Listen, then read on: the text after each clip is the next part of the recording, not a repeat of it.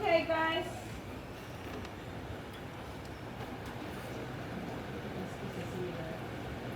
I'm really excited because you guys are the class of 2022 to 2023. It is going to be a very soulful affair because we're about to get serious with leadership.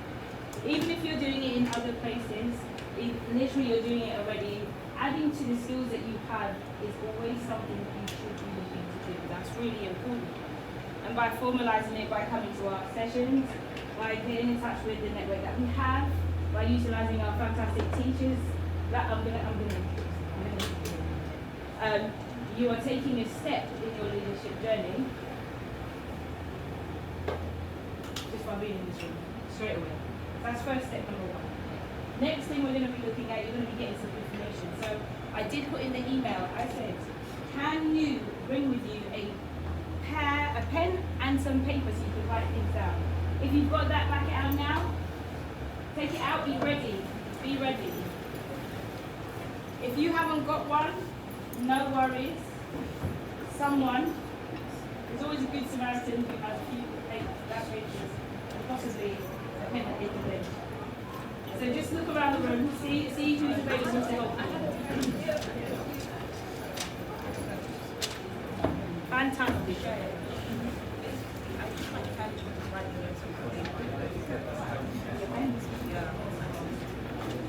Does anybody have a spare pen? Possibly some spare, 2 spare pens? 3 spare pens. 3 spare pens. So then don't worry. You have the opportunity to remedy this tomorrow, so you'll have it. It's okay. Tomorrow you'll have your pen in your bag, your notepad, or your pen, or your notepad, and your pen.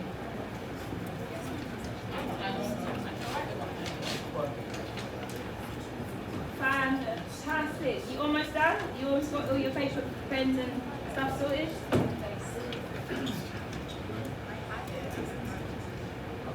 Okay, don't look worry. how much paper Kai's got. No, look, let's see. It's on it.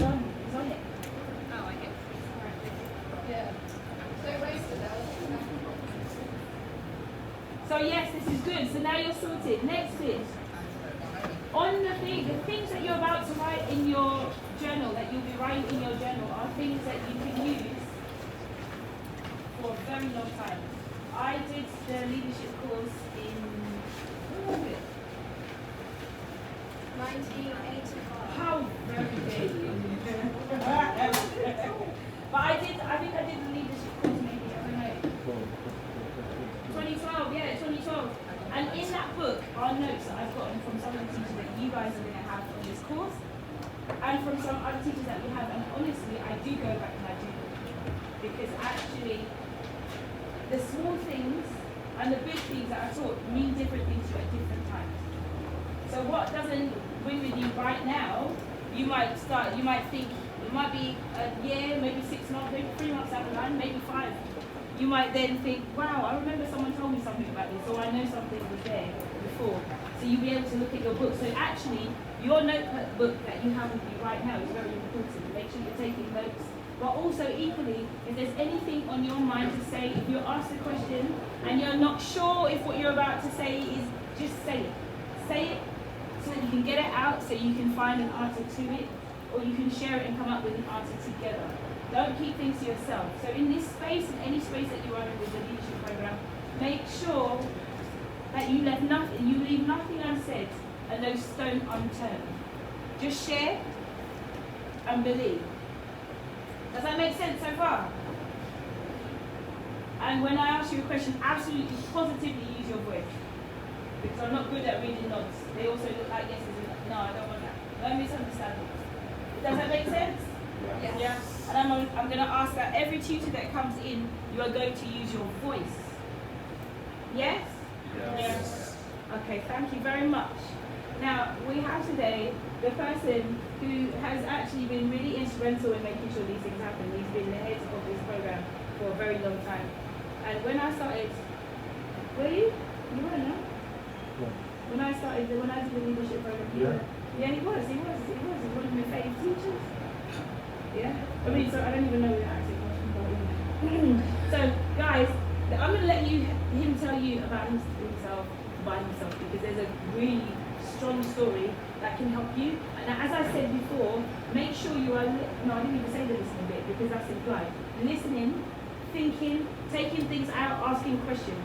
And remember, what doesn't apply to you maybe today may apply to you later on. So don't stop listening because you don't think it might not be relevant to you now. Got it? Yeah. Yes. Yes. Guys, this is Mr. David Hopley. Make some noise.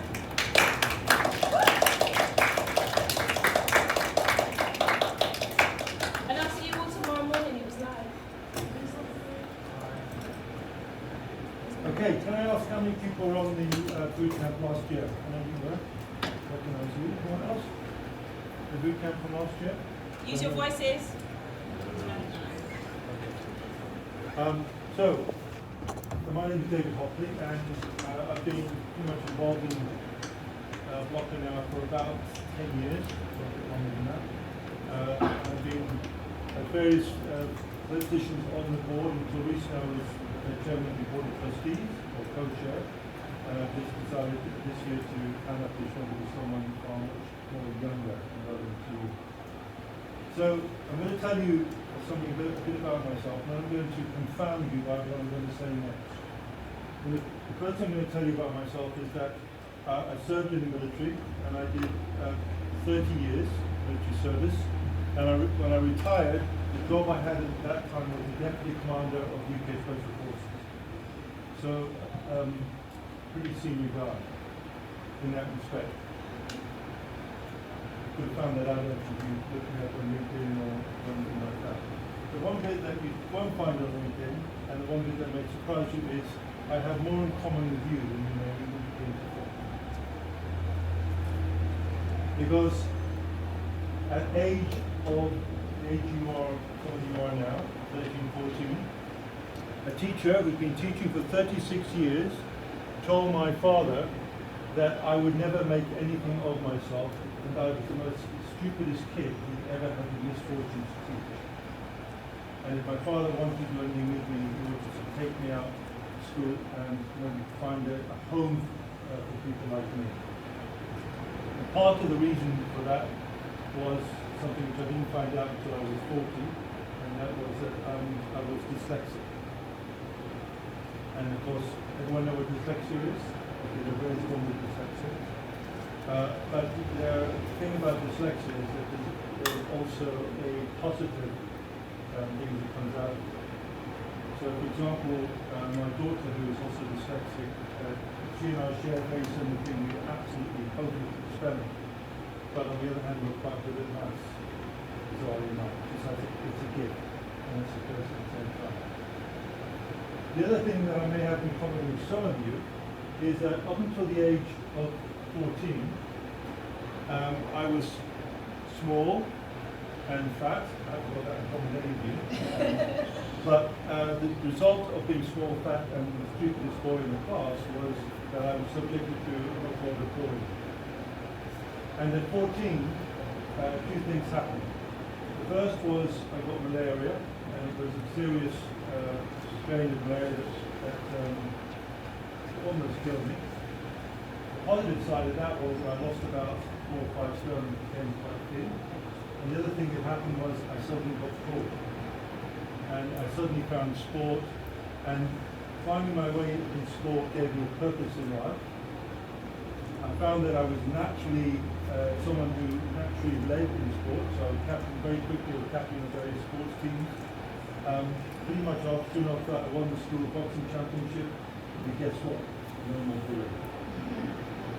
But I've never lost that deep anger that's inside where I see injustice or I see a wrong. And in many ways my choice of career and the things I do, which I'll tell you about in more detail later, is a way of honouring that 14-year-old way back in Kenya, which is where I grew up, but I'll tell you all that story in a minute. So the reason I tell you that is because you wouldn't be wrong to sit there and think and listen to what I'm saying and look at me and say, well, what does this guy know about us? What does this guy actually know about the way that leads us, the life that we have? You know, successful senior military guy, living in a nice house, all that kind of stuff.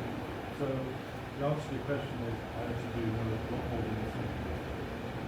And also being associated with a fantastic charity and the work that we do inside that charity has been one of my sort of, I go back in life and think about, did I make a difference? And I feel that that's something I can talk and hold my head up very proud of.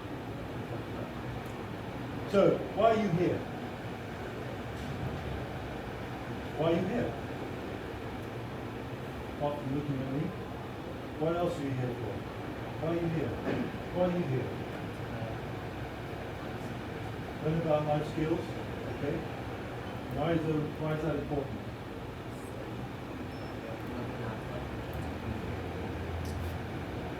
Okay, life skills, like communicating with people, yeah? Why are you here? So we have to speak a lot about life skills. Okay, some leadership skills, okay? Like what?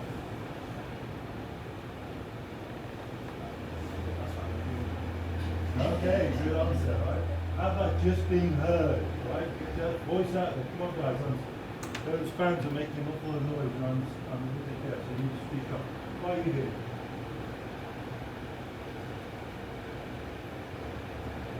You're here because your mate's here. That's a good reason, by the way. Come on, why are you here? Shout, really shout, come on. That's not what I'm doing. Improve. Improve what? How you do things. Okay. Well, that's good. Right, guys, you're going to need to speak up, right? Part of being a leader is to be a voice being heard. Why are you here again? Prove yourself, all right? Why do you need to prove yourself? Improve yourself. Okay, great. Why are you here? Speak up more. Okay? Speak out more. So, you know, leadership has two facets to it. The first is it's about who you are, what you stand for. You know, when you think about someone that you really admire as a leader, what is it that actually you admire about them? Okay, because there are a lot of people who do very similar things. I mean, there are a lot of people who do what I do. A lot of people who speak with a big voice and are very authoritative and stand up there talking. But if I want to actually come across as a leader, I've got to think about not just about what I do, but the impact of what I do. How I connect with people, because leadership is about people. The first person in any leadership role that you have responsibility for is who? Who's the first person you need to lead? Yourself. Good man. I heard that, okay? Why is it important to lead yourself? If you can't lead yourself, how can you lead others? Yeah, simple answer, right? If you can't look after yourself, how can you look after others? Okay? When people follow leaders, it's because what they see in that person often reflects something that they would wish they could do, but you know what? The guy's got, or the girl's got their act together. Every time you heard that, that person's really got their act together. That's, you know, excuse my friend, but that's shit hot. They've got their act together. So it's those sorts of things, right? Leading yourself. Now, the first thing about leading yourself is discipline. And if you're going to spend time over the next 3 days on the leadership bootcamp, then you're going to really need to think about being present. Now, being present has two sides of it.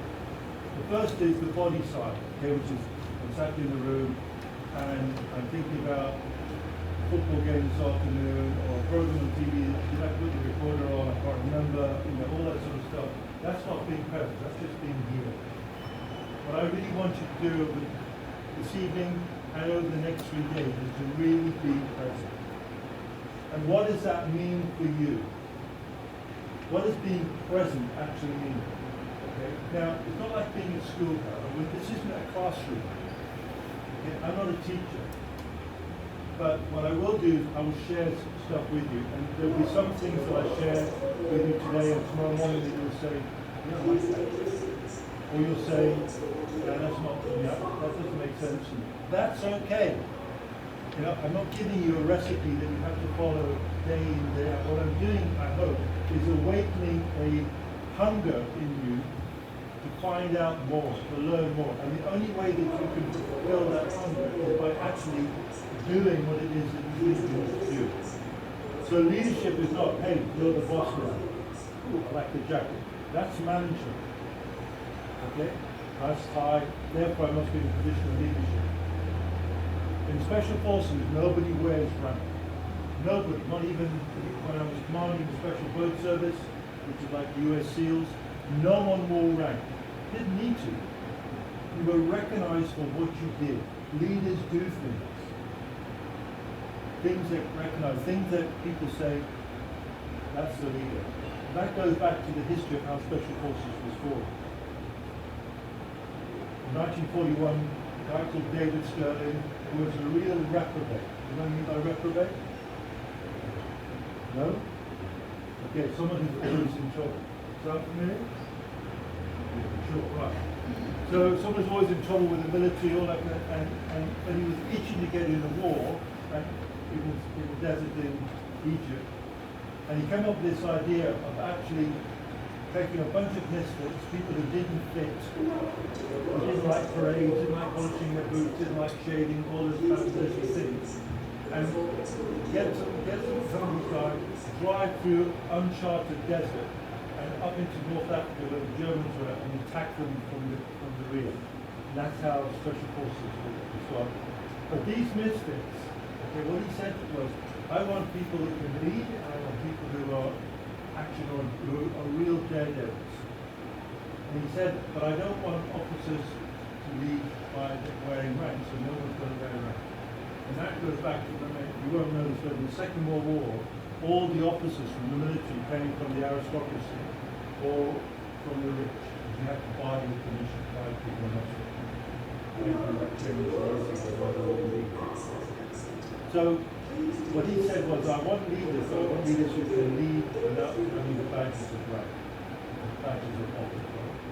That's in a sense what I was saying. So leadership is about actually making sure that you lead yourself well. Being present is about leading. So being present is about making sure that not only are you here physically, but you're here mentally, that you're engaged, that if you want to contribute, you feel safe to contribute. Not about being quiet doormats. No one's going to follow a quiet doormat. If they are going to follow, someone says, I've got an idea.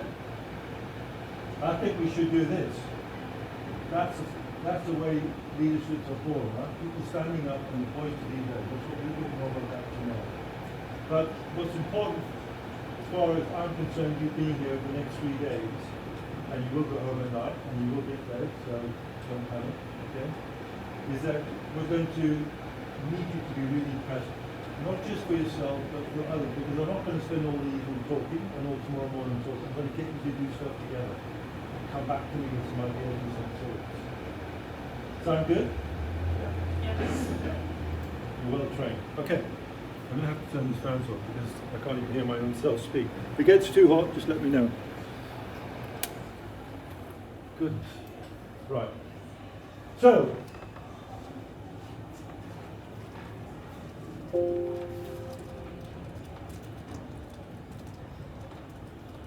three-day journey. Now this boot camp has taken many relative different phases. Some say we should do one program a week over 3 months. We actually started doing it like we're doing right now, I think way back in 2011, 2012. So in a sense, you're getting an intense boot camp. Its background really was, the idea that Tamzyn had at the time was that we needed to think about growing the next generation of leaders in Kinetika Bloco. That we had actually got to a point now where we needed to get people who had come through the organization, that's what I like to call it, I know you're a charity, so call it an organization, and actually now start taking on a more leadership role. Because some of the things that we were doing at the time were quite novel. I mean, this idea of running, music sessions or camps, etc., but actually doing it with you guys rather than people like me always doing it was quite novel at the time. So that's how this all started.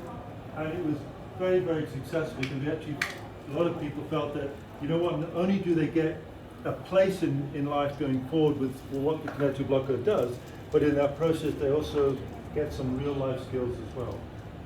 So this is your opportunity to think about what is it that you want to be in the next 5 years, because these years that you are at now and the next 5 years are going to be the years that truly define you. Not just in terms of your education, but also as a person, how you want to be and where you want to be going forward. So I'm going to cover today, I'm talking a little bit about the team that's going to support you over the next 3 days, some of whom you will know.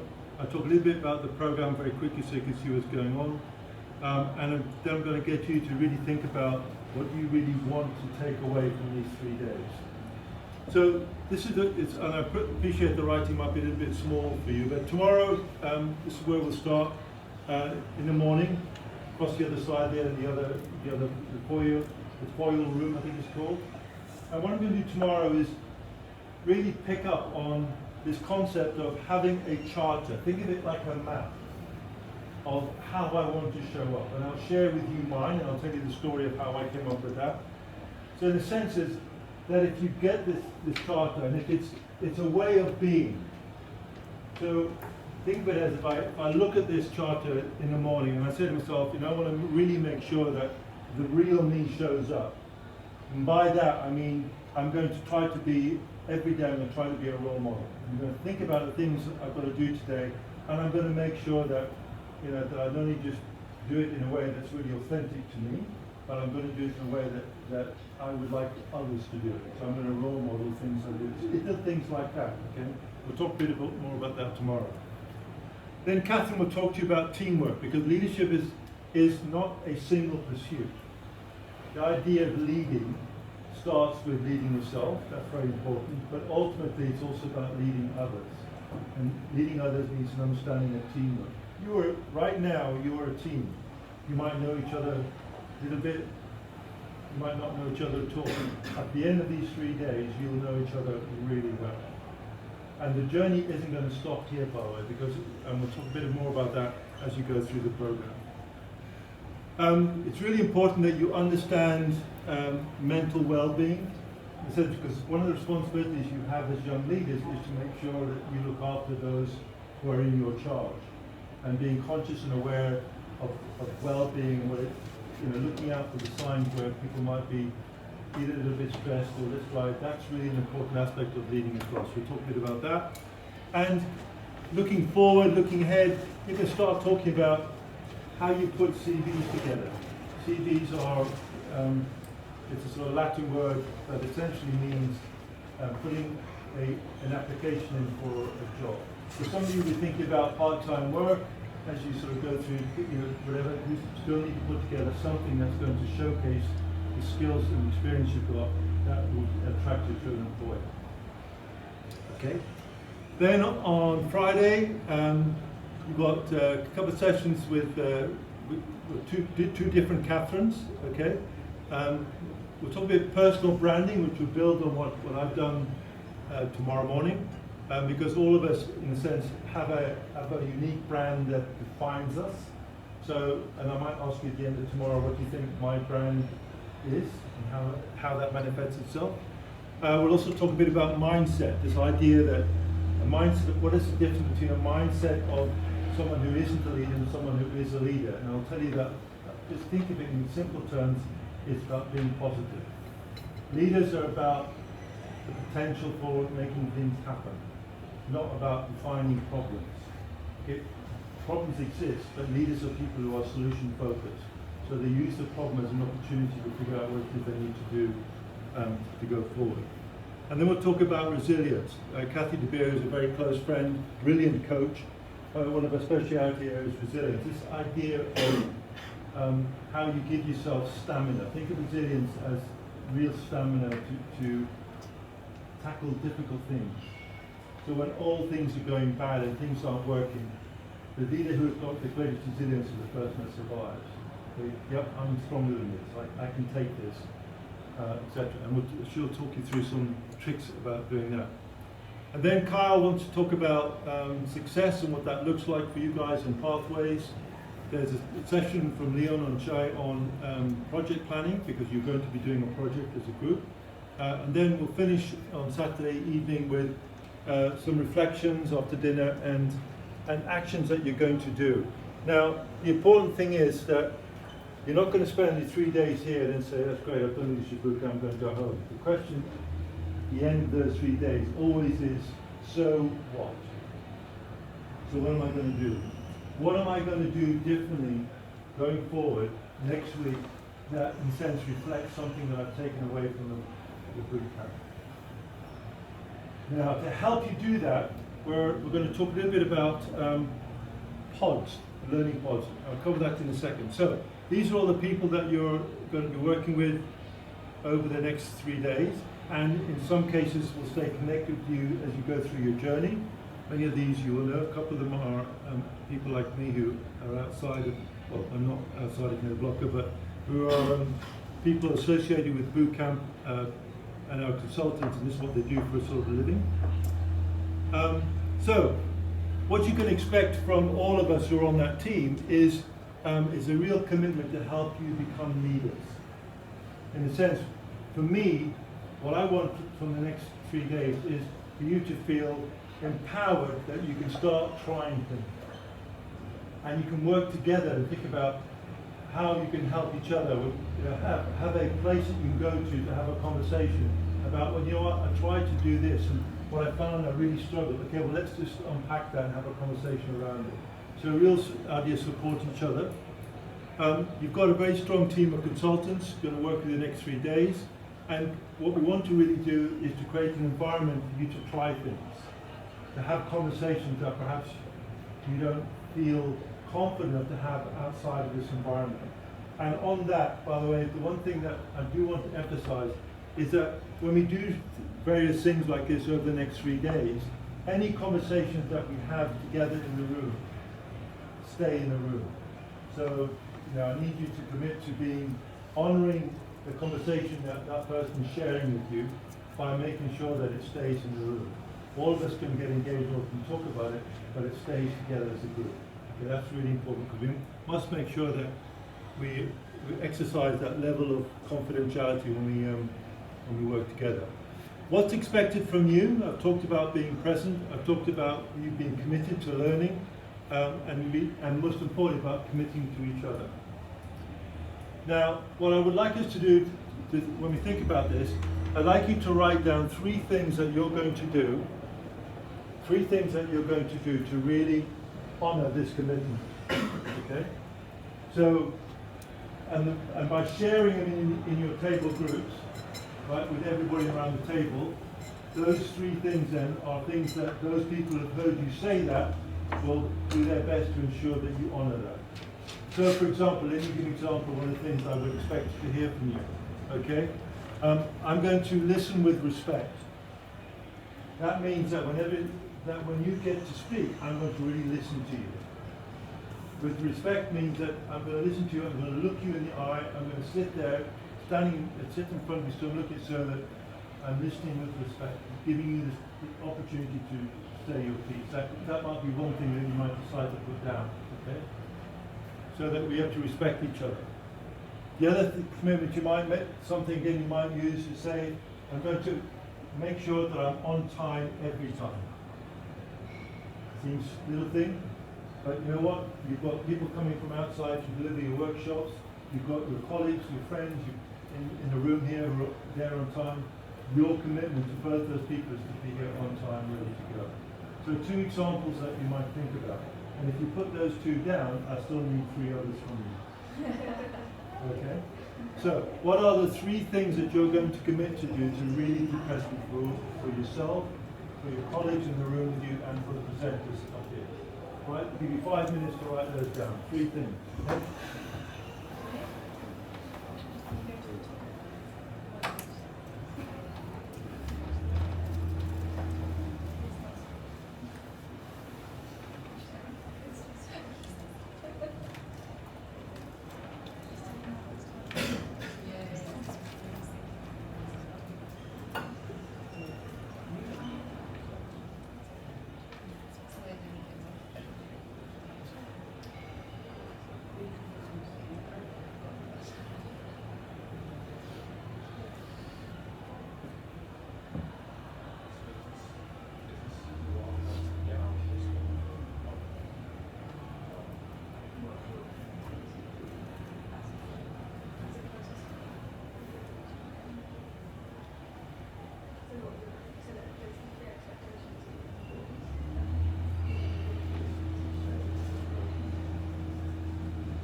guys want to come and join this group? See a bit of a lone pair over there.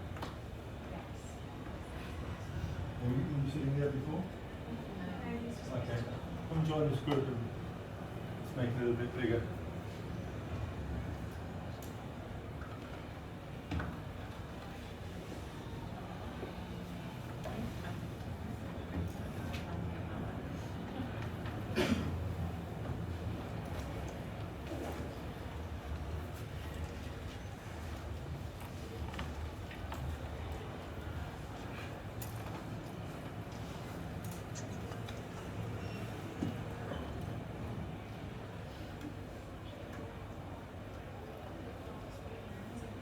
What's your name? Joshua. Joshua, you called out the question. What I'm asking you is, what's the commitment you would like to make to this table over the next 3 days about making sure you're present? So,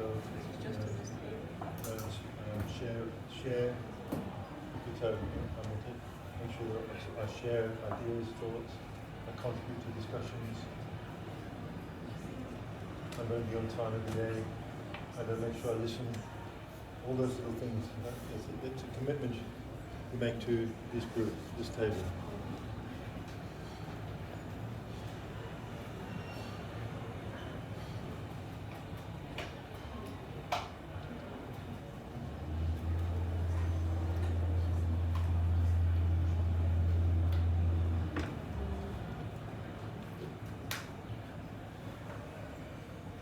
We open up this table? You've got a mental block. You got a mental block? Oh, block. Just thinking straight to it.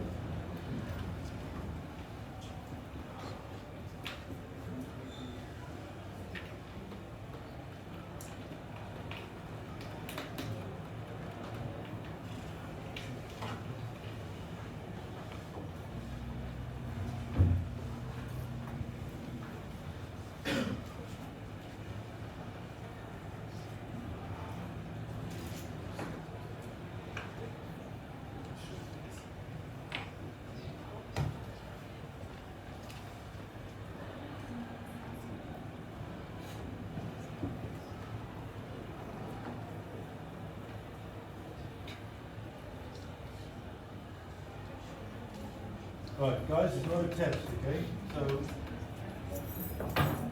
what I'd like us to do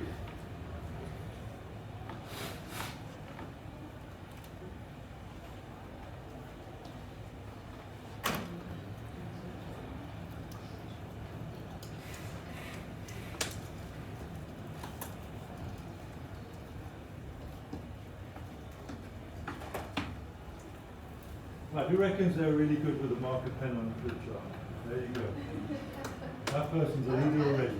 Right. Who's good on this table? Who's willing to have a try?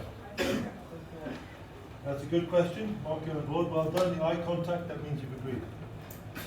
Don't worry. Can you just go and stand by the board there? Yeah.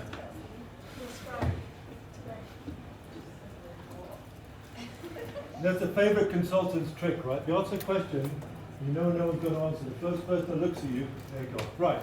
So, what I'd like you to do, what's your name? Chelsea. Kelsey. Okay, name. Right, Kelsey, you are responsible for this table. What I want you to do is to write a list up, and you're responsible for this table. Write a list up of what they put down, right? So the way that we do this, you just get someone to give you their first one, and then if anyone else has got one similar, they cross it off, then you go to the next person, and hopefully we'll have a bit of a list going. Then your table, right, just get someone to start you off. If everyone else has got something similar, they cross that off, and go to the next person, and just write a list of things down, okay? All right, take it away.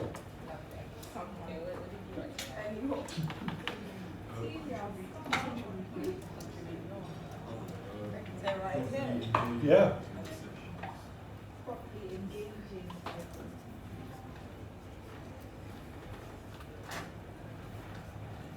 A little bit bigger than that.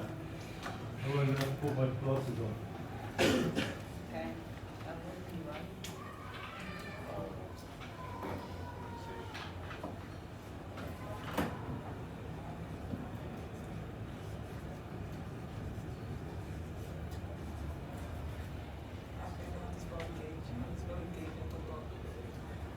Pretty nice work. ENGAG.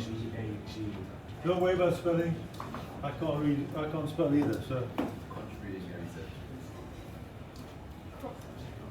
Huh? contribute. Oh, no, engaging is like. Contributing is They're contributing every session. properly engaging in the sessions. Yeah, put down contributing. That's fine. Contributing. I wouldn't recommend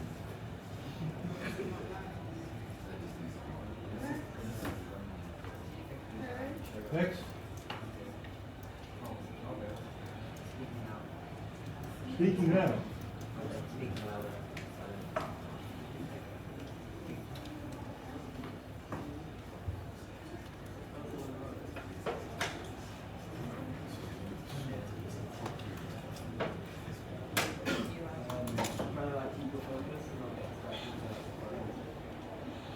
Focus on it.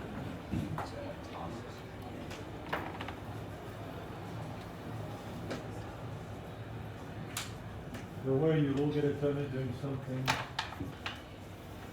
This is where you start helping the person up the front. Not saying, "Thank goodness it wasn't me." It's your turn to Making sure help. you're on time.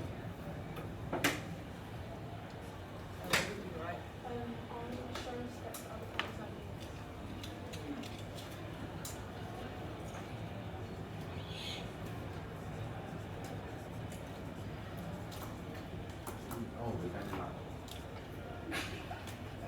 Is this how we're doing it? Take others' opinions with open minds. I will listen with respect and not talk. I will listen with respect and not talk over it.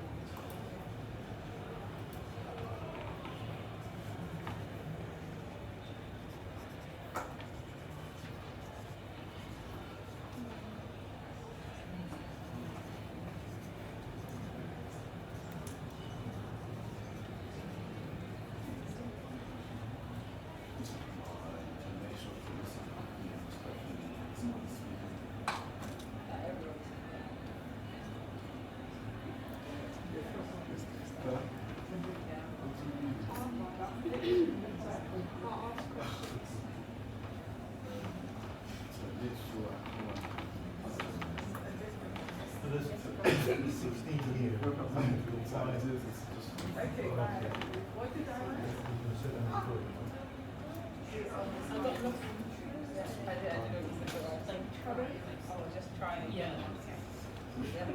There's a lot of maybe if this is being recorded as not so. She's dropped out. She runs the session. So Tasha's pretty confident. So they're at home for that. How are we doing?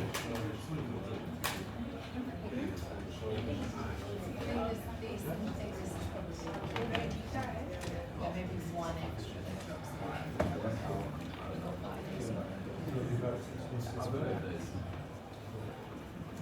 size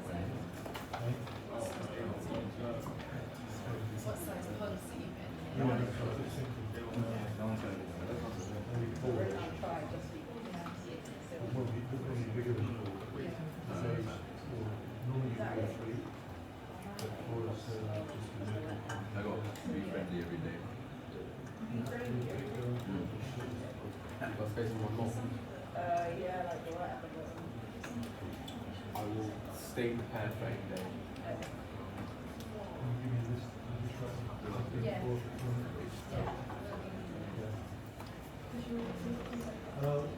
But I'll do it tomorrow when I come up. I'll go by.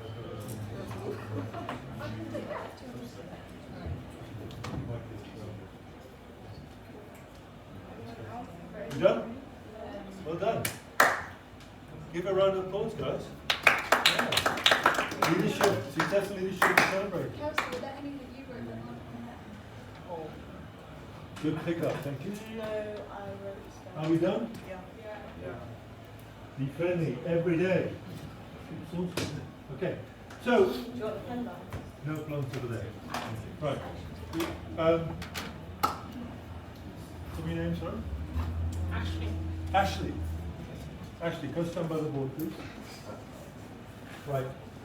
And you, sir, come on here.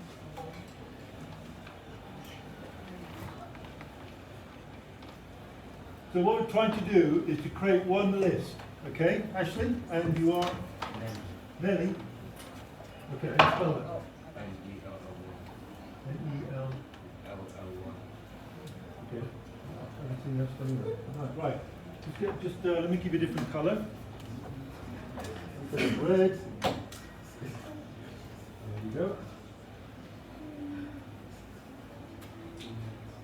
Okay. So the way that we do this is that Jenny's going to read out the first one, okay, loud enough for Ashley to hear, and Ashley will go through the list there, and if there's one that is similar to yours, you'll cross that off, okay? Then Ashley, you'll read the one, if it's the top one, you'll read that one, and you'll do the same here. We want to try and create one list, make sure there's no duplication. All right, so why don't you start with the top one? Properly engaging in the scenario. Did you hear that? Session. Right, I need you to imagine you're at a concert. What's your favourite rock group? The rock group? What? Okay, I got that. Okay, that now what's your favourite music, your favourite band? You don't have one. Goodness me. Do you like sport? What sport? Basketball. Oh, basketball. Right, you're at a basketball game and you're out there screaming for your team. Do that again. Properly engaging in the session. You've got to be really loud. Come on, you can do that. Come on. Find it really loud. Properly engaging in the session. Okay, properly engaging in the session. Do you have anything like that on that list? We have engaged in conversations. Okay. All right, so cross that off. Good, I think we've got that one. Right. So, read your first one, Ashley. Contribute more. Contribute. Okay, we've got that. Yeah, that's a voice. Okay. Right. Come on. You'll go. Speaking out. Try again, a bit harder. Speaking out. Seems ironic. No, I'm teasing you. Come on. Shout. Come on, you can do it. Speaking out. Speaking out.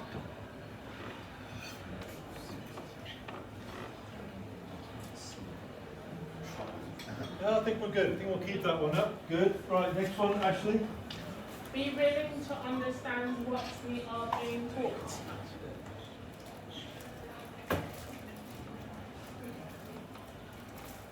I think we'll keep that too. Good. Next one for you. No? Keep focus, no distractions. Keep focus, no distractions.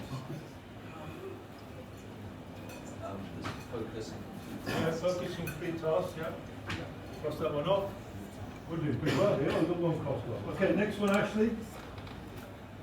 Share and respect other people's ideas. Yeah, I think good. I think we'll cross that one off. Okay, next one here for you then. Where are we?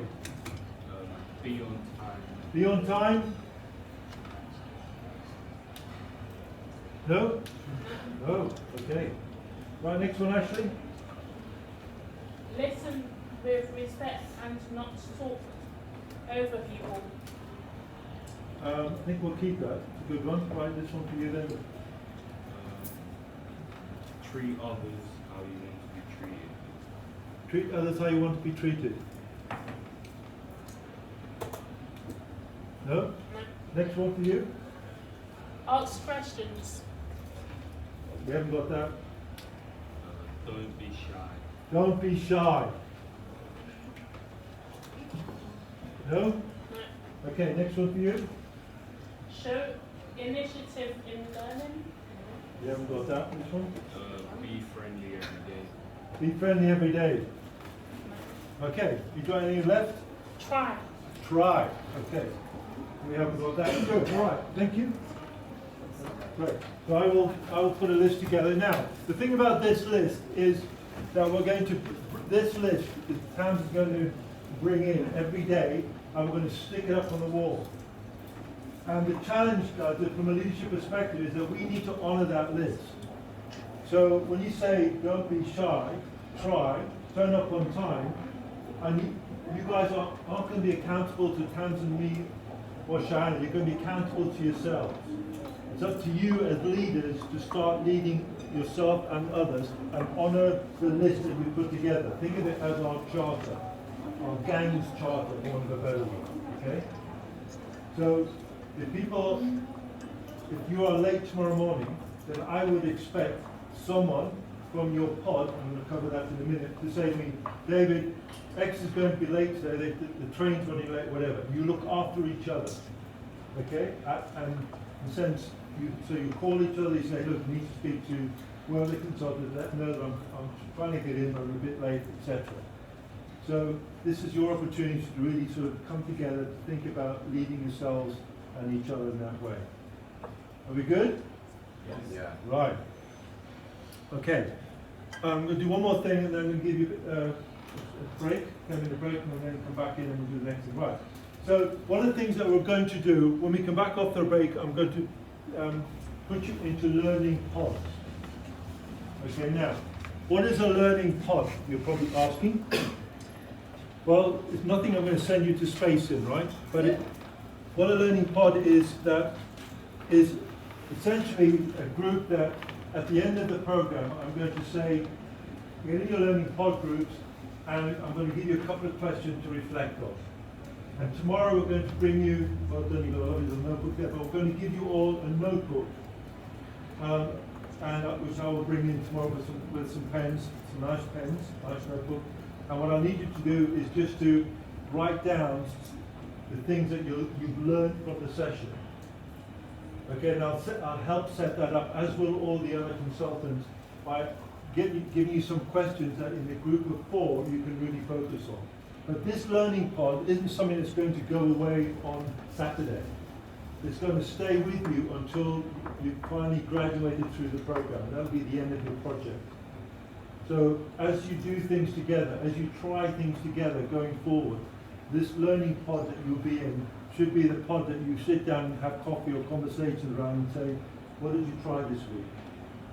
Because there's no one here. It's not like coming to school every week where you report, look at your homework or anything else. You've got to start leading and looking after each other. And so what I really hope and wish for is that in your learning pods, you actually say, right, we're going to meet once a week, or we're going to meet once a fortnight. Not ideal, once a week would be better, but let's just spend an hour together. What have we tried this week to really help ourselves lead? What's worked? What hasn't worked? Why didn't it work? What ideas have we got that might make it work next time? Have you thought about doing it? Have you thought about doing that? Okay, this is what all that journey is about. And we want to mix the pod so that there's a couple of slightly more senior people, older, and maybe some junior ones as well, because it's important that we share our experiences together. Okay? Are we good? Yeah. Right. So, we've done the charter to what a learning pod is, and what I'm going to ask you to, when you come back to the break, are kind of really start now, let's start thinking about what I think leadership actually is. Because if you have an idea of what you think leadership is, then getting you, in a sense, to that place where you can start leading is going to be so much more easier. Now, every one of us will have a different idea, and that's fine. There's no true definition of leadership. Because the one important ingredient is that we have when we talk about leading is leadership is about how you leverage your life experiences in a really authentic way. So all of us have experienced what we would call great moments. We might have had a really great teacher, we might have had someone who might have been a role model, etc. And all those experiences are things that we keep inside. So I call that our leadership bank account. So when you first given the responsibility over any form of activity, whether it's people or a task to do, the thing that you draw on to do that is your experiences of maybe being part of someone who is leading. And the great thing is, as you go through life, you'll get the opportunity to experience, sadly, poor leadership, but it happens, poor teamwork, poor dynamics, and you'll know what it's like to be poorly led. And so what you do when you get the opportunity to lead is make sure that you ultimately don't go that way, but you go that way. So we'll talk a little bit about that after the break. But are there any questions so far? No. No. Okay. Right, let's 10-minute break soon, guys, right? Good. Do what you need to do, get a bit of fresh air. Eat what's left on the table. Make sure you go to the ladies and gents outside the door. And I'll see you. See you back here at 7 minutes past. Be on time. The bots. Yeah, the bots.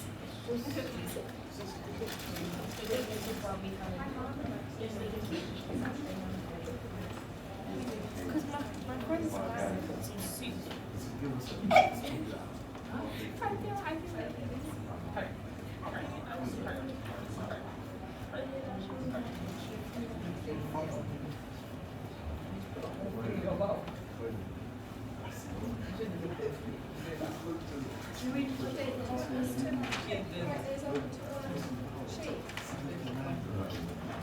He came back, or he left and he came back.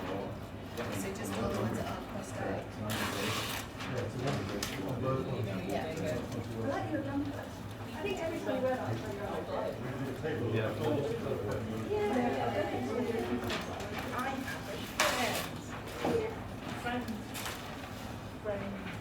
how many is that?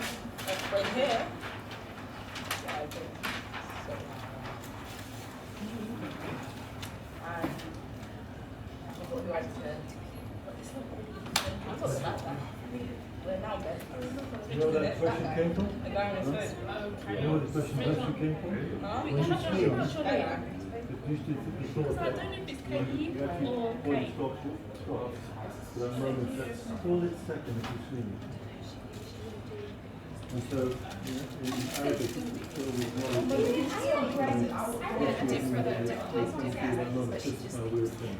Actually, 100,000 factors is no.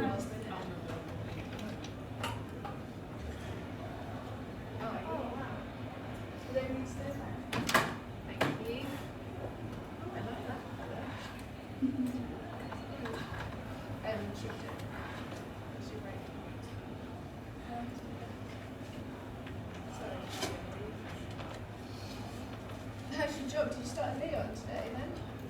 I started the beginning of this month. Beginning of October? Ah, how's it going? God's got my shop privately going to open. It's going to open next week. Okay, so you just set everything up. So I've been at Baptist all day. That's good. And then on Tuesday, we're doing free food. Like a walk on trial food. And then they'll give us reviews. On what day? Thursday? Tuesday. Tuesday, next week. Right, what's that see? It's free Leon. They were open today. Oh, did it? Oh, it's been. I've noticed it was open today. They were doing the food thing yesterday. At the one, yeah.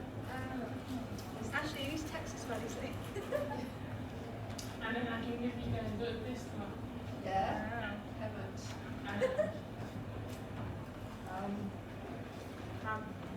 Thursday. No, just very nice. Yeah.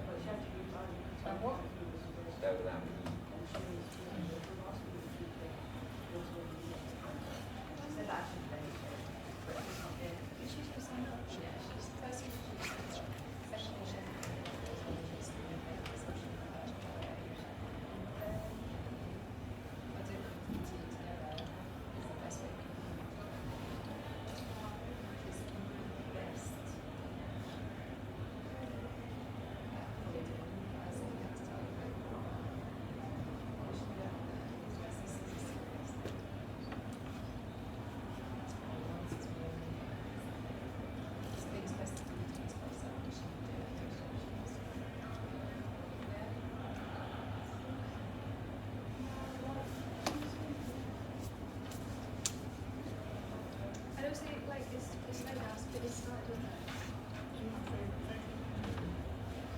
The best, the best. Undisputed best. This is what I did for this week. I'm wondering the jacket potatoes. Chicken bottom. And then look at that. That's exciting. Sunday in November.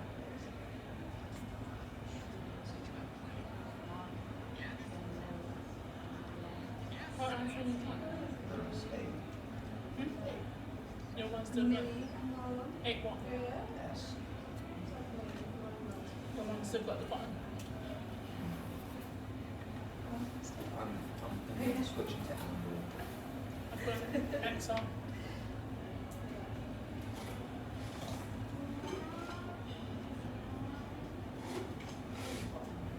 It is really hard. It is outside.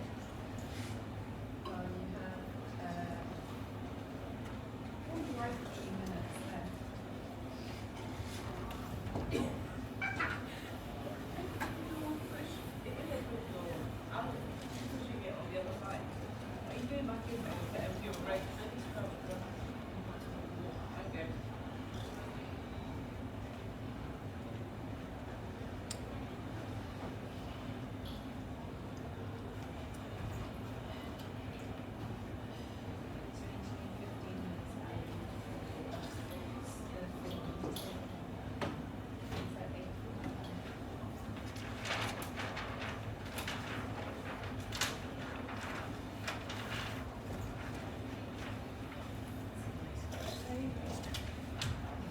Did you see Shayanna said giving you 15 minutes to get it?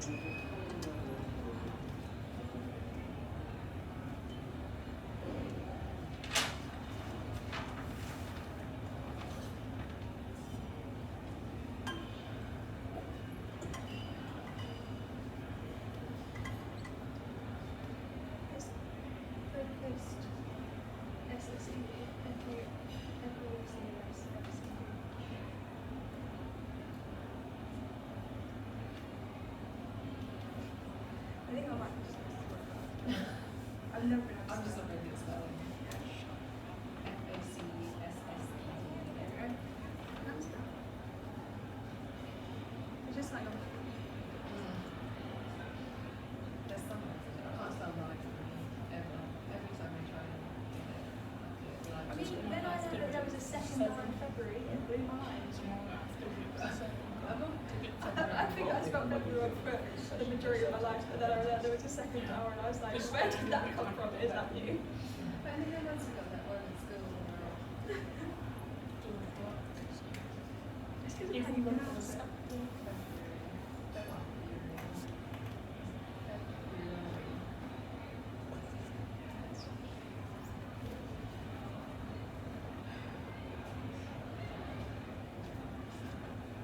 I mean, I wish I could do tomorrow.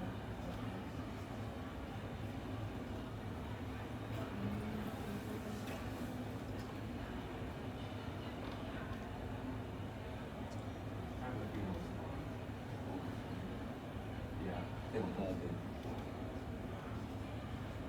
What to say? Bit morbid. Yes. I can't uses it. Not someone I know personally, just someone I have to go to. Someone of someone you know. Distant family. Don't know me. I work tomorrow. Oh, we're already Work until Saturday. Is there a reason it's so high there?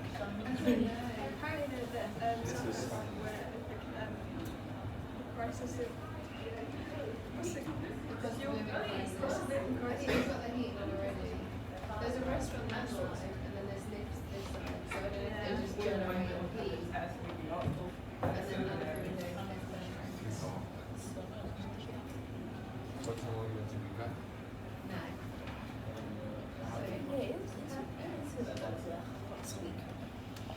got your Oh yeah. I can't use it for swimming because it's like not around the door. I don't know where my mum got my car, but I can only find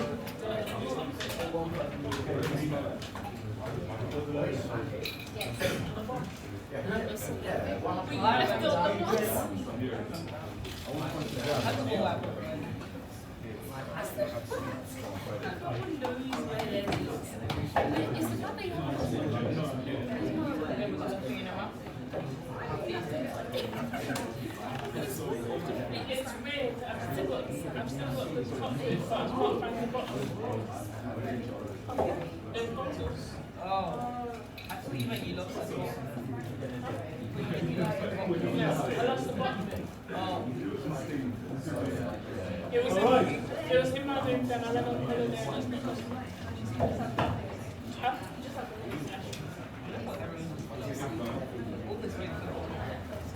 All right, so I'm not going to give you your learning pods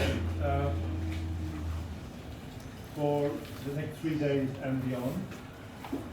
And excuse me if I haven't got it quite right, but we'll do our best. So when I call out the name of 4, what you're going to need to do is to shuffle a little bit so that you're sat in your groups of 4. Okay, so what I'd like you to do, the first group, I'm going to have you go to pick your chair up and go back into the room there and sit down next to the coat stand. The second group can go sit behind Tamzyn. Third group can stay up here, this end of the room, and the fourth group can congregate here. Okay? Right. So group 1, Devin, Hannah, Josh, Faith, and Ashley. Right.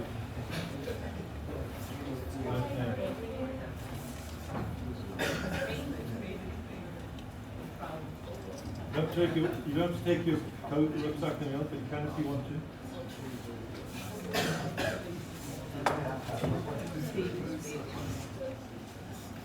Right, group 2. Pablo, Ollie, Kano, and Soraya. KOD. Coyote. It's my writing. Their writing. It's my writing. Blame her. Coyote, is that you, Coyote? Yeah, nice name. You don't need your notebook and pens, guys, by the way.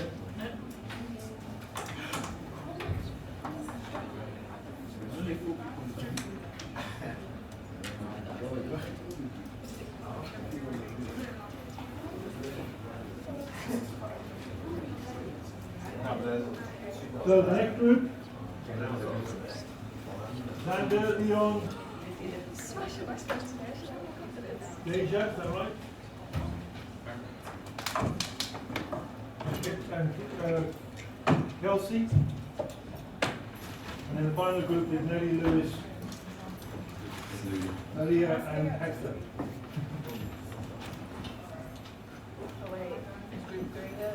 Group 3, yeah. Oh, just there we are.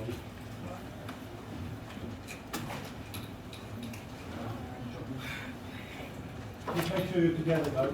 You want a table in between what you're together.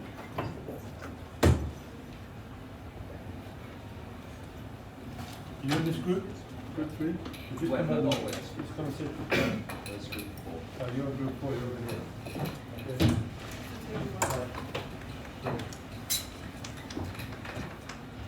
So, do you all know each other? There are no tables between you, right? I need to sit together. That's next to each other. Right, do you all know each other? Yeah? No. Well then introduce yourselves. I'm Louis. I'm the youngest. The youngest in the world.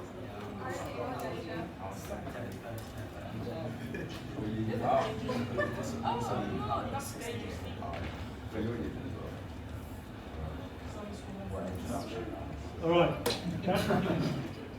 So, this is what we're going to be doing in our pods, right, to help you, right? So, what I'd like you to do is answer these 4 questions. The first one is easy. This is me. And if I was sitting in your pod, I'd say, I'm David Hopley, I'm too old.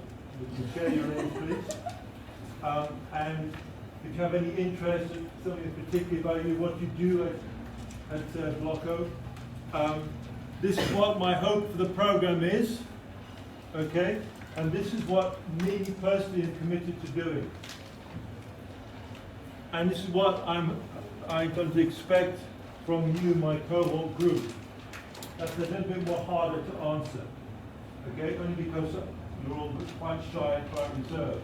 But it's really important that you answer that question, because as a group, we need to know what the expectations you have of us.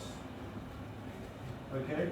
So it can be simple as saying, I expect to be treated as an equal, or I expect that you will respect my opinion, anything like that. Okay? But it's really important, because you need to start taking a little bit of ownership for how we're showing up and things we're doing. So sharing that expectation is really important. So I'm going to give you 5 minutes or so to sort of jot down on the notebook what it is you want to say in answer to the 4 questions. And then I'm going to ask you to basically share that. So you've got a total of 15 minutes, okay, to do the whole exercise. 15 minutes. So please use the time wisely. Point to the timekeeper. And when you're ready, make sure that everyone gets an equal go around the room, around your table. You will not have to share that into the big room. This is really for you as a group.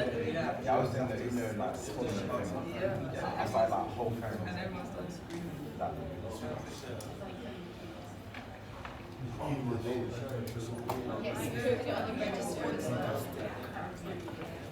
Just writing down what you'd like to say in 5 minutes.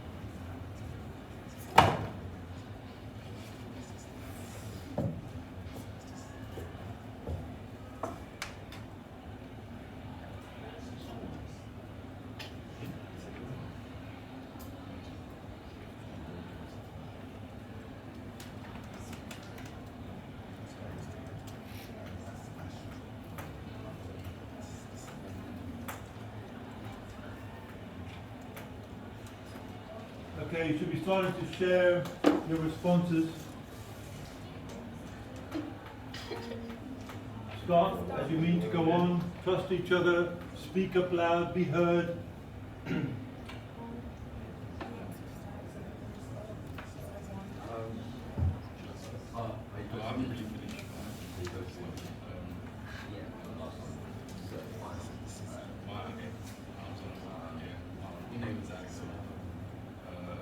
I enjoy music, rugby, and sports and fashion. I play trumpet and bloco, and I can also play piano. In this program, I mix it so mostly making most of the sessions. I like engaging, taking down notes. I expect I respect my children be able to listen to each other, even if you make see where each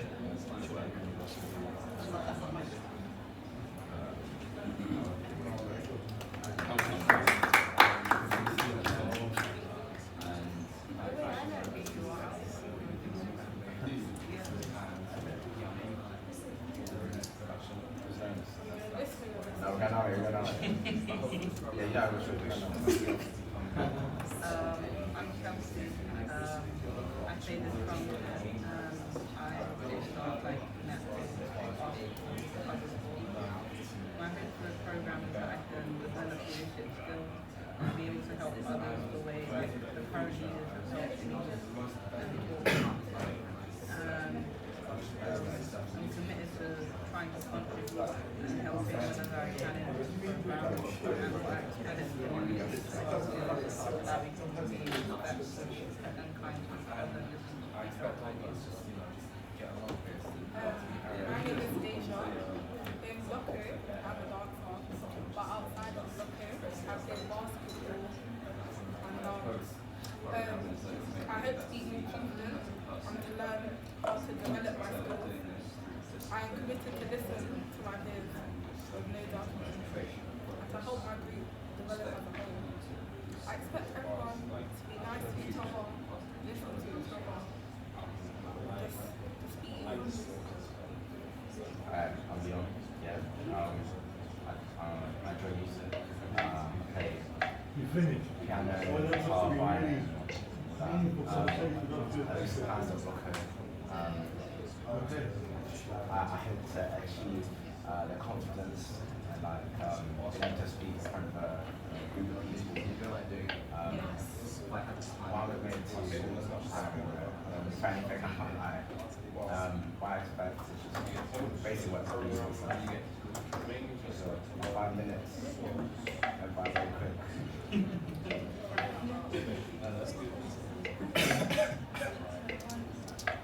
I'd say overall we want to 5 minutes. Arsenal together speaking at 5 minutes. Everyone's speaking together to 5 minutes.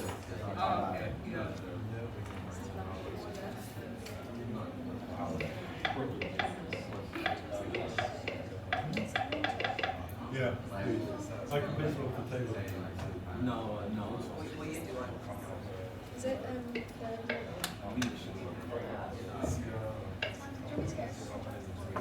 yeah, alright. Or you can take these bottles and fill it. I don't know if that one's full.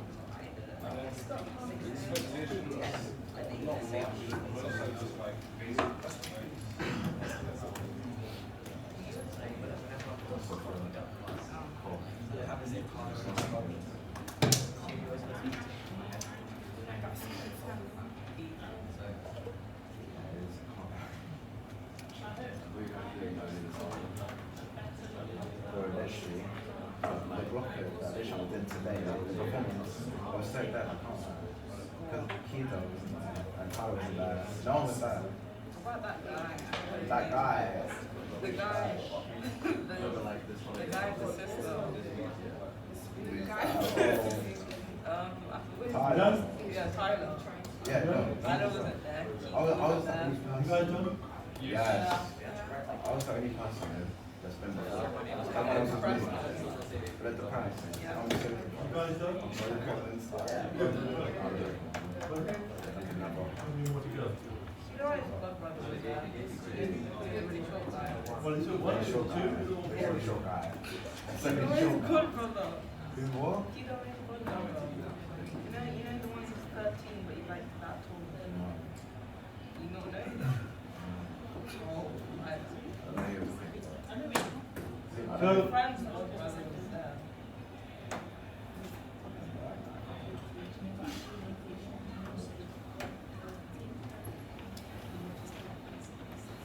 while the other group is finishing off, let me.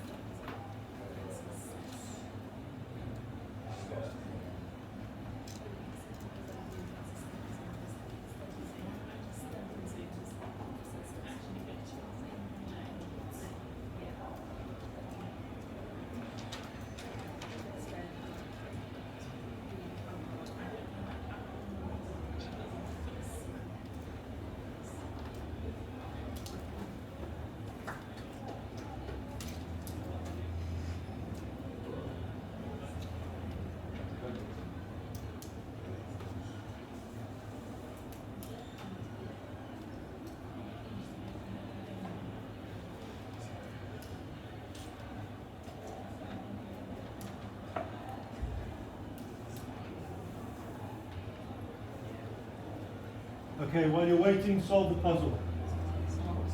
Can we get clues? Pardon? Can we get clues? Is it our word? Is that word? So we want to find out. It's a word. Yeah, what are we finding out? The It's word. an O. You haven't finished. Oh. We're waiting for you to finish. It's an O or an E. What? Don't shout the answer out, but do it in your pods, right? Page to be a winner. Guys, good doing points. Someone dies from I should not be this far. I don't know it. Do it in your pods. That Work together. What? Are you finished? It's supposed to be a word. Facebook. Facebook? Group chat. This is not a pod group chat on Facebook. Wait a minute, how What do you see? are you meant to work I it think out? what the second one is. Go. All letters? All letters? How are we working it out? I should start. So, Two T's, two S's, one E. solve the puzzle. It's an easy. Oh, It's an easy. how do you know? It goes like two T's, two F's. Page to be a winner, guys. Come on, in your pods.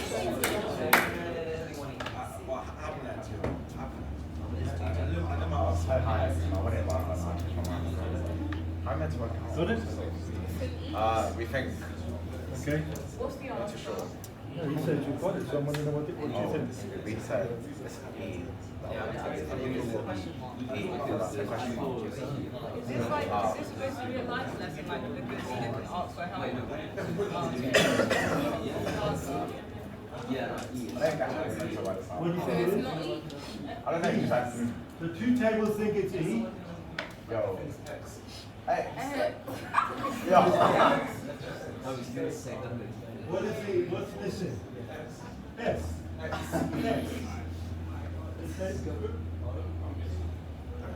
What? Why did you find this? I didn't actually get it. You guys know something. I said like, Maybe it's C. Okay. Right, everybody just get where you can see the screens, so you guys will make sure you're. Right. Okay. So, first person that shouts out the answer. oh. E's not the right answer. Okay. So, I'll give you one clue. Stands for Opportunity. Orange. One. Opportunity. Oh. oh. What? N. You said N. Tamzyn wins the prize, right. 1, 2, 3, 4, 5, 6, 7, 8. 9. Oh! That's crazy. Hey! Okay. What are you doing? Oh my god.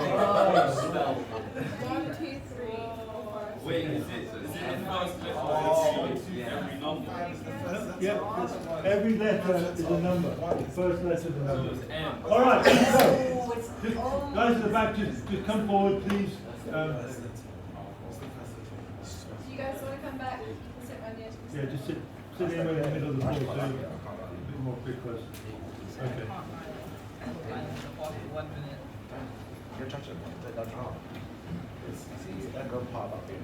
There'll be another one for you tomorrow. Always a good icebreaker, right? If you're doing any master classes or something like that, just write on the flip chart. Very easy. Just get people engaged, exciting. Right. Okay. So, the question I have for you is, what is your story? Why is that important? You know, one of the things that most surprise people about leadership is that when a guy called Bill George, the name's irrelevant except he's kind of one of my heroes in the leadership space, but so he was a very, very successful CEO. Everyone know what a CEO is? That's what Tamzyn is. Tamzyn is the CEO of Kinetika Bloco. But this person was like in the CEO of a mega company. And when he retired from that, he was on the board of a big bank and did all that kind of stuff. When he finished all that and went to Harvard Business School, Harvard Business School is kind of like the mecca, if you like, of leadership learning and all that kind of stuff in the States. And he was made a professor there, and he started to reflect on his journey and the legacy that people of his era left. And when he spoke to people who were really successful, like for example the guy who founded Starbucks, Howard Schultz, etc., and lots of other people who were really successful CEOs, when he asked them what their story was, they would talk in terms of how they grew the business from X to X plus something, how they grew the workforce, etc. So their whole legacy was about their success was defined by what they actually did in terms of the business. But that never told anyone what sort of person they were, or actually what is it that's inside of them that really drives them to do the things that they did. Now, right now, Howard Schultz from Starbucks is kind of out of favor a bit because he's challenging, you know, they want to bring in the unions, become union, etc., and he's challenging them. But you have to say that for some of the stuff he did in building the brand Starbucks, he did some amazing things. Do you know that Starbucks is the only company that offers people medical care? Okay? Now, remember, people in Starbucks generally are at the lower level of the pay scale, right? But he offered everyone who came to work in Starbucks Medicare. The reason he did that was that he recalled growing up, father was ex-veteran in the Second World War, couldn't hold down a job, and at one point was doing 3 or 4 jobs just to make ends meet in what were really difficult times post-war. And he remembers at one point his father, who at this stage had a job as a milk round in the US, jumped off his cart and broke his ankle and was immediately fired. Okay, those were the days when that sort of stuff could happen. And they were literally scraping the barrel for food for months and months until he was able to get himself back to work again. And he swore that he would never ever be in a position again where that he would have to face a decision like that, or nor should anyone else. So when he got the opportunity to set up his own company, Starbucks, he made sure that every one of his people had Medicare. Right now, all of us in our lives, as we grow, we will have stories like that about ourselves. All right. So the question is, what is your story now? Ultimately, that story will evolve and grow over time. So what I will say to you is that the story that you are growing now, as part of you growing up, will be the story that probably defines who you are and how you develop in the world. So I'm going to share with you my story, and hopefully that will give you the sense of the example. The reason I'm doing this is because I want you to come tomorrow prepared to share your story. Okay? Now, we're not going to do it everyone kind of doing it all around the room, because that would take pretty much the whole of the session. But we're certainly going to be able to do it in our pods. And I'm going to get those of us who are here, South Campus here tomorrow, Shayanna, etc., to sit in the pods and just listen to you sharing your story. Not making any judgment, we just want to hear what your version of your story is. So let me give you David's version of that. So, I was born to Irish parents, which means I was born where? Ireland, well done, top of the class in geography, right? And I then, at a very young age, as a baby pretty much, my father, who had been in the Palestine police force post-war, joined what was called the colonial police, formed in 1952 and 3, essentially to deal with a lot of the independence wars that were springing up around, around what was the British Empire in those days. And that found us in Kenya, where as a 9-month-old baby and a brother, younger brother, and pretty much from that moment onwards, through till I left home at 17 and a half, I spent my whole life in Kenya. In 1963, Kenya was granted independence, and my father, I'm very proud to say, was one of 30 British officers who were asked to stay and help build the Kenyan police force, which he did for 5 or 6 years. Then was given Kenyan citizenship for his service and went into business, and passed away many years ago. Both he and my mother are buried out in Kenya. That's kind of our home, became our home. Because of my dad was in the police, I moved around to lots of different schools. I shared you just now the story of my school life. I just didn't get it. I really just couldn't understand learning. It just was something that I didn't understand why I didn't. My parents certainly never knew why I didn't. And I told you the story of that teacher, 36 years in the profession, who basically told my father that I was the fittest person he ever, in front of me by the way, I was the fittest person he ever taught. And there was no hope with me whatsoever. But the worst thing about that time was that I was bullied. I mean, I was small, fat, tubby, to put it the polite way, and I was not only bullied mentally, but physically. Pretty much every day was beaten up. And so I learned to cope with that by just become whatever it was I needed to be for that person just to get through that day. Okay, so it was tough. I mean, it was a dark time in my life, okay, until about 14, when, as I said to you, I contracted malaria. And life was so bad, actually I was quite happy to die. Like, I remember having a conversation, or hearing a conversation at the end of my hospital bed, where my father had flown a specialist out from England to help figure out whether I could be saved or not, because the malaria had gone into the blood and gone into the brain, etc. And I remember him saying to my parents, the next 24 hours will be crucial. Anyway, glad to say I survived. Took a bit of time. I think that time I lost a lot of weight, but I also started to grow.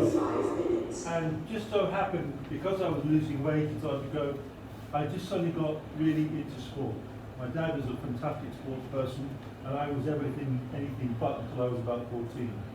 And sport was my way back, or actually my way out. It was my way back to finding myself, my way out of all the bad stuff that was happening. So I played sport in the end at a very high level. I played basketball for Kenya Schoolboys. I played rugby Kenya Schoolboys. I was Kenya Schoolboy champion. Pretty much golf champions. I was very fortunate. Just had a natural ability to play a lot of sport, and that was kind of really defined me. Then came the decision at 17 about what do I do next?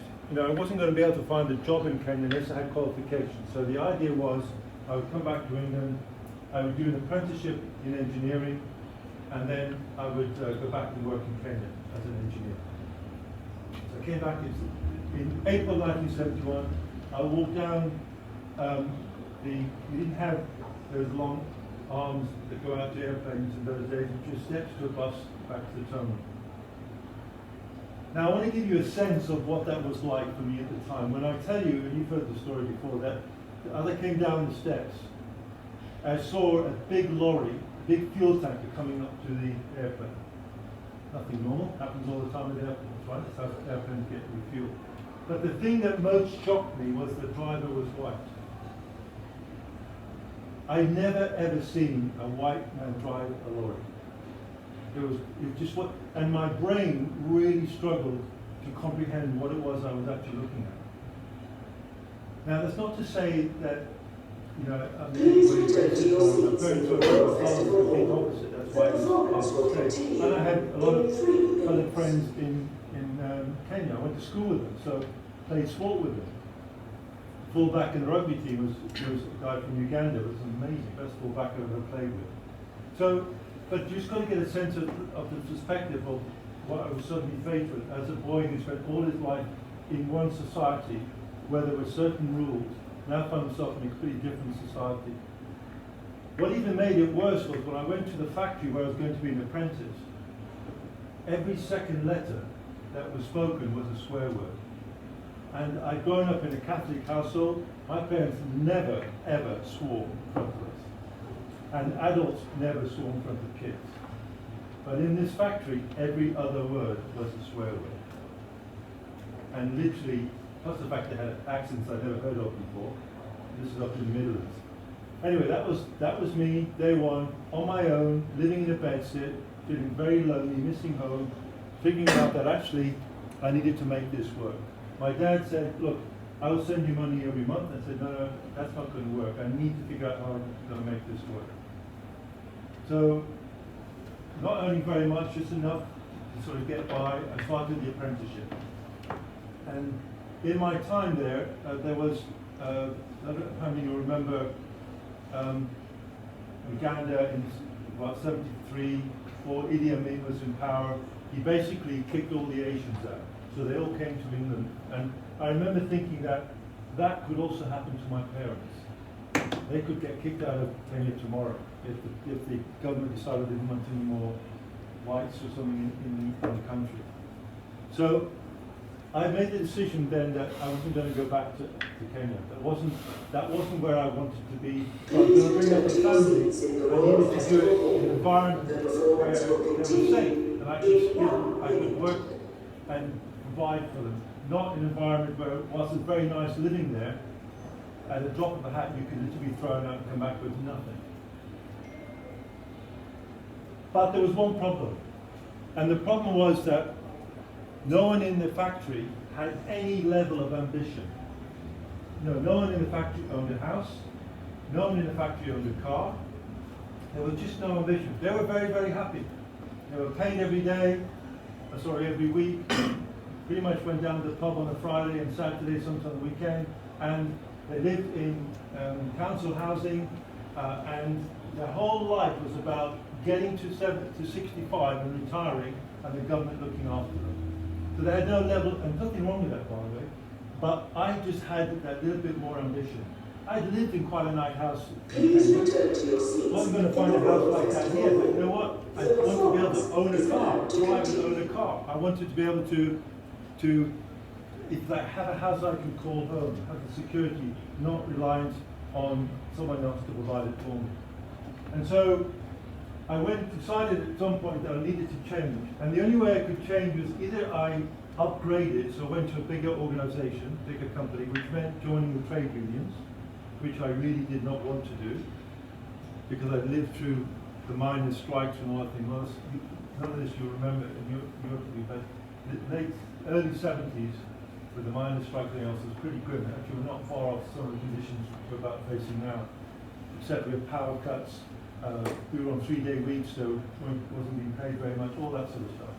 So I went down to the recruiting office and I walked in to see a Navy recruiter and was going to ask about how I joined the Navy as an engineer. Because the engineering I was doing was around boilers, and so I figured, well, ships have boilers, so that's what I'll do.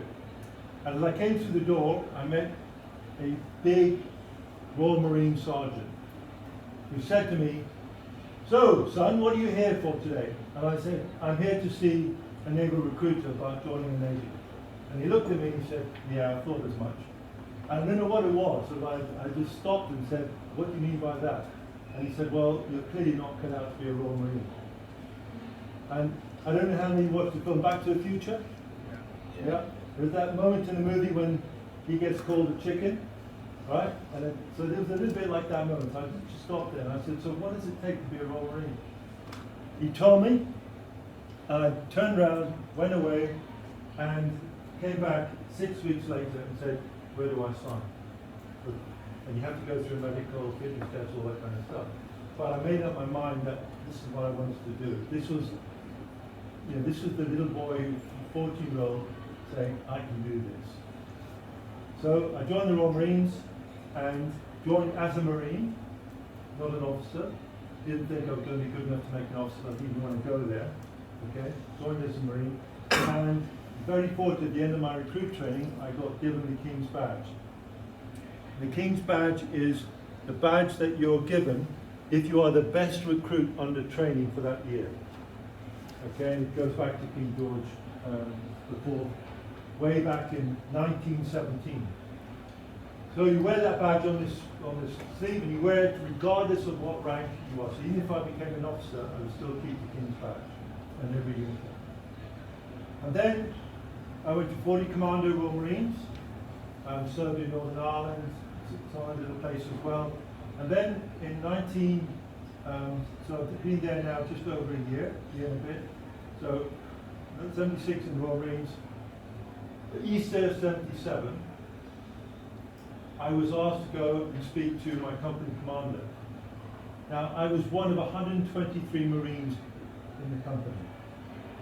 Okay, and the company commander said that he felt I was a potential candidate for a commission. I mean, I couldn't believe it. And I said, "What does that mean?" It means I think you should apply to become an officer. And he must have figured out, I guess, just seeing me doing things I'm doing, the way I was, etc., that, and then checked my education. I had just enough to get in under acceptable circumstances. So I went forward and did the Hopley interview board, which is what you do to get a commission. And you don't get told what your grade is, you just get told thank you very much. And it's a series of written tests, interviews, and mental tests, but also teamwork tests. You have to go over an obstacle course with a team, taking something, a cylinder or something over. It's teamwork, right? Get someone injured from one place to the other, etc. And at the end of, I think the end of August, I got told that I had passed the interview board. In fact, I'd done very well, and I'd been granted a commission. Now, the only thing was that my wife Linda was pregnant with our firstborn. So I made up my mind that actually, when Paul was born, on the 7th of September, 1977, that I would not become an officer, that I would stay a Marine. And I went to see the commanding officer of 40 Commando, a guy called Julian Thompson, who, if any of you are into history and war books, was the guy that led the Royal Marines in the Falklands War in 1982 as a general. He was a lieutenant colonel at this stage. And again, just to give you a perspective of size, right? A commando unit is 800 people. I was one of those 800 people. And I was standing in his office to attention.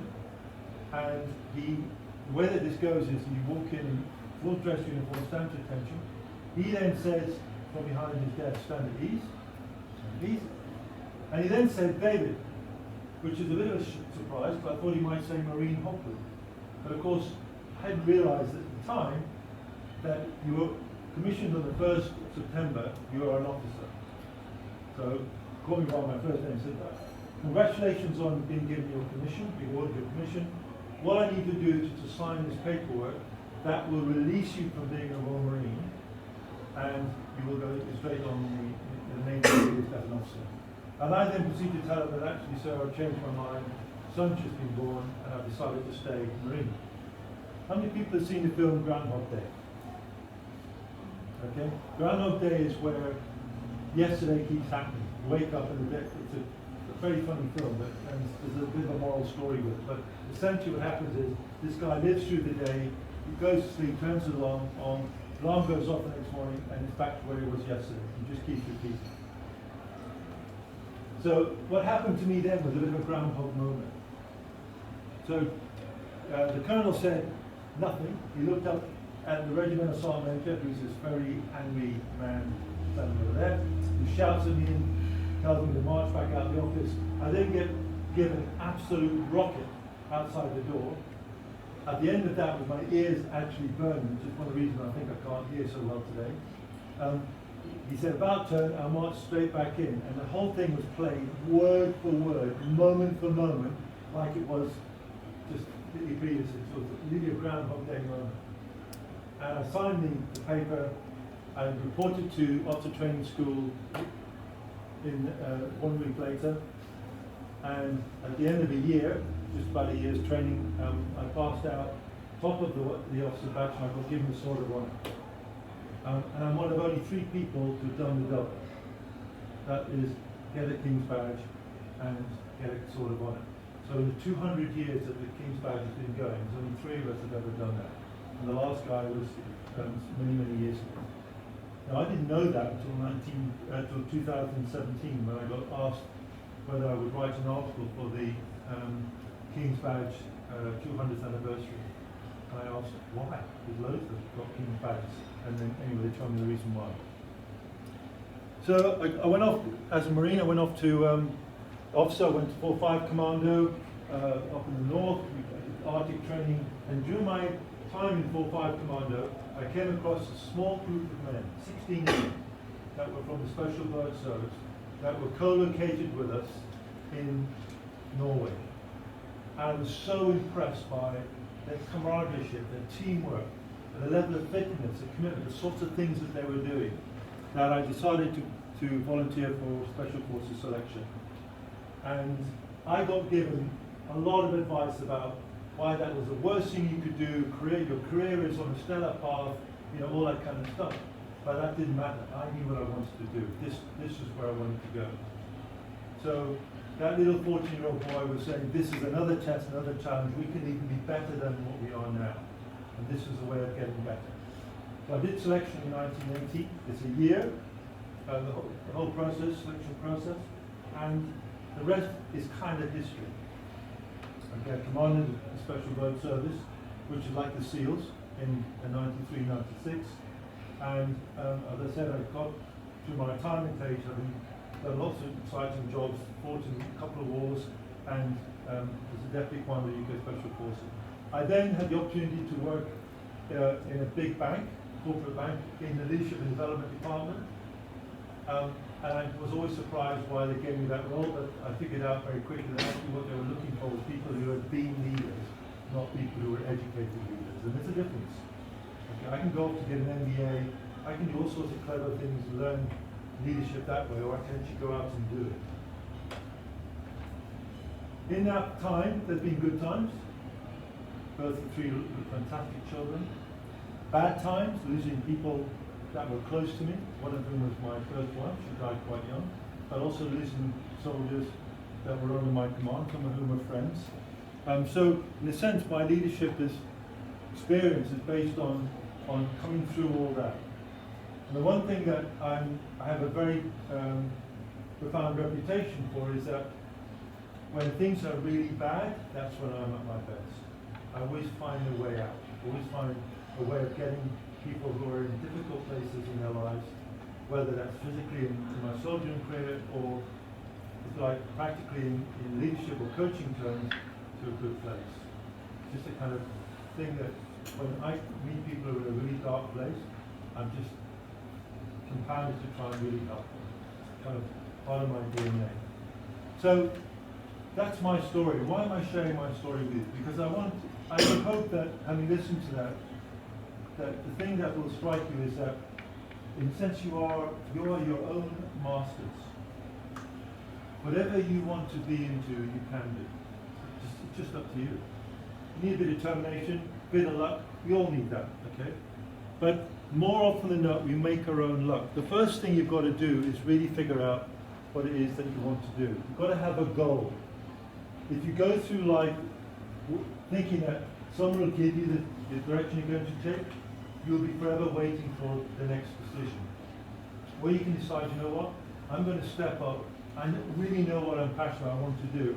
There may be things I might have to do along the way to get there, but that's still going to be the thing that I'm going to really aim to be. And I really would encourage you to dream big. If it doesn't scare you a little, then you shouldn't even be thinking about it. So every time you think about what it is you want to be and do, the thought of doing it should frighten you a little bit, because that's where the excitement comes. And leadership is a little bit like that. There's one thing to say, I'm on a leadership bootcamp, and I'm going to come on, I'm going to be a better leader. No, you're not. Not from doing the bootcamp. You're going to be a better leader because that's what you really, really want to do. And to learn to lead people effectively, I'm going to lead myself well. And tomorrow we're going to talk about how I can start doing that by really thinking about what is the brand that I want to be able to have as a person. And a brand is simply put this way: what is a conversation you would like people to have about you after you've left the room? So whatever task you get in your first leadership role, with whatever group of people you're working with, just think about what is the impression I want to create with this group? What would I like them to say about me when I walk out the door? Because if you know that, you can actually think about how you can make that happen. Okay? Now I want to dispel one myth very quickly. Leadership is not about being liked. If you want to be liked, go and sell ice cream. Or go and be a coffee barista and make the best coffee. Alright? If you want to be respected, then lead.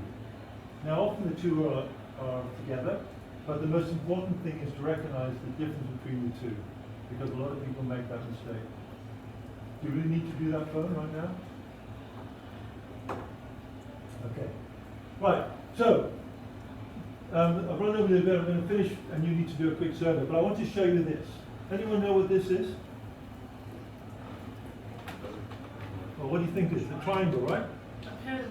Pyramid, thank you. Right. So what this is a pyramid that depicts the way that we communicate. Right. So if I were to tell you there are 3 ways that we communicate, give me one. Talking, voice. Okay, voice, right. Where do I put voice?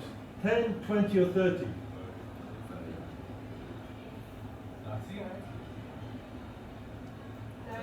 30. 30% of the way I communicate through voice, right? Anyone disagree? No? Right. So, no.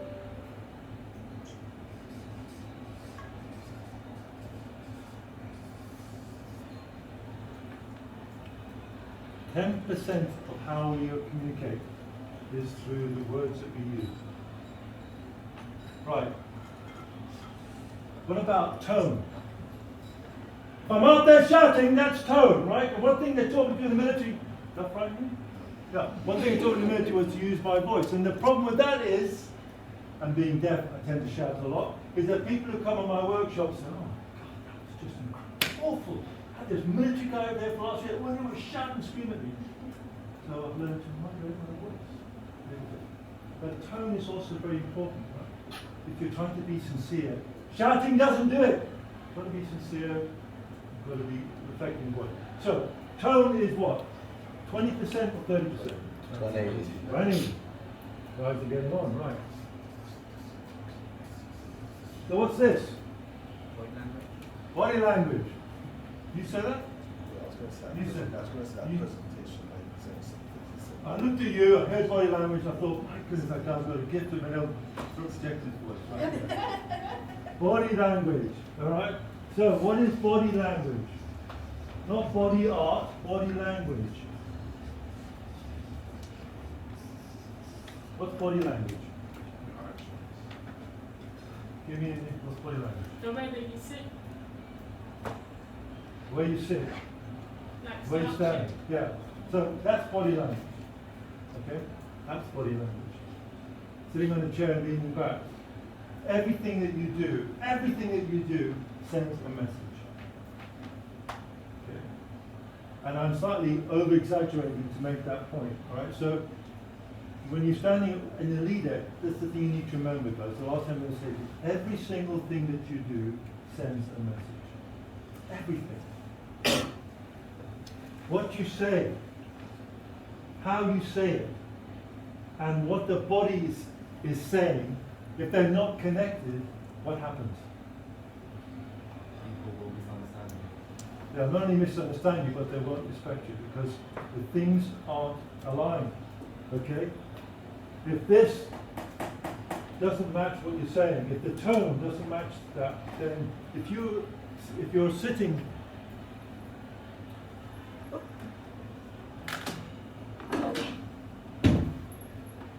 down talking to someone and you're working away at your computer, the person's there, and you go, yeah, I really understand what you must be going through. Right?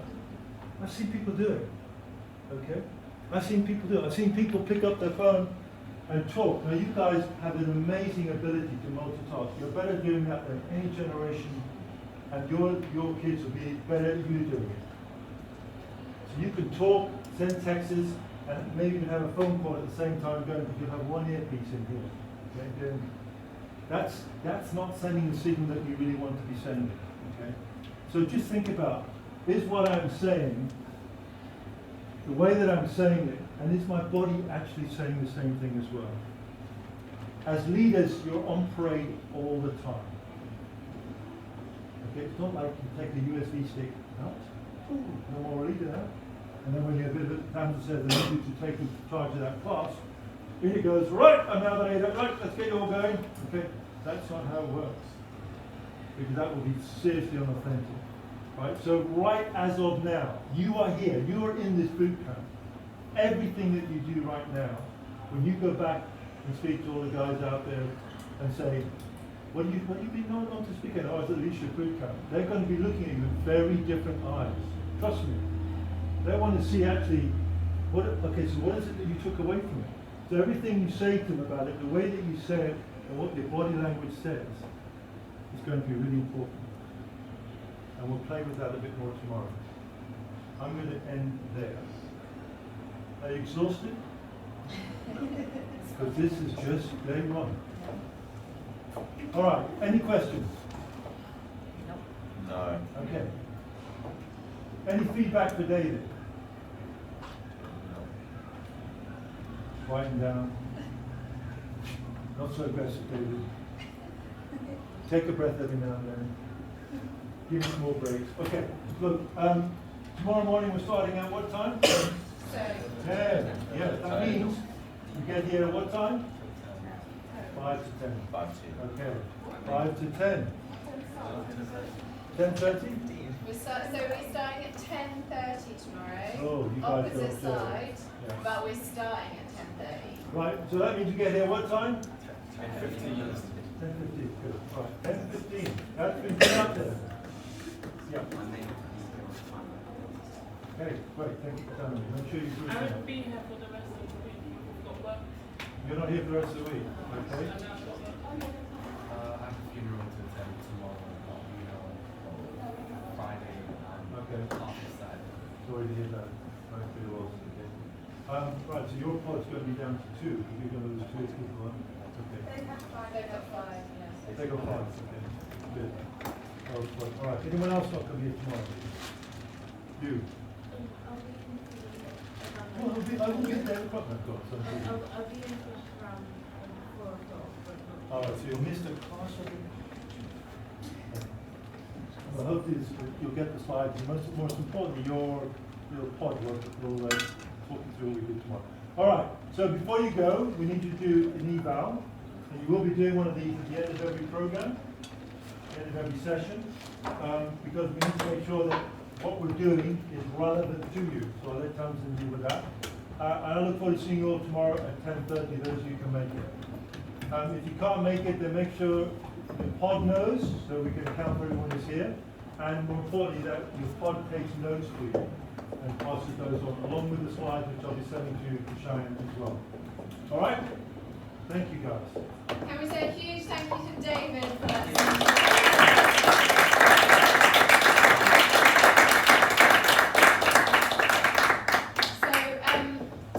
Yes, we've put and I always put the link for the evaluation form in the WhatsApp group, so you can take your phones out and do that now, or we trust you, because you're leaders, that you can do it on the way. Just sit down for a minute. Remember body language, don't look like you're listening to me right now, Cody. You can do it on the way home, but we will check that you've done it, so if you haven't done it on the way home, you'll be doing it tomorrow morning. Is that okay? I can trust you to do it on the way home? Yeah. Amazing. Is everybody in the WhatsApp group? Yeah. Amazing. Tomorrow we will be providing lunch and dinner, and the session goes on all day, and then the rest of the week we'll be doing lunch, possibly not dinner, because some of the evening sessions may not happen on Friday and Saturday, but we'll let you know. But that will all be provided, and we will be this exact same room but the other side. So you just go up the staircase that side, or you would walk on the balcony here. Yeah? Yes. All good? Can you make sure rubbish from the table goes in the bin on your way out, please? Don't forget to fill in the form, and don't forget to take your notes. And we'll see you tomorrow, 10:15. I knew that was going to happen. School as well.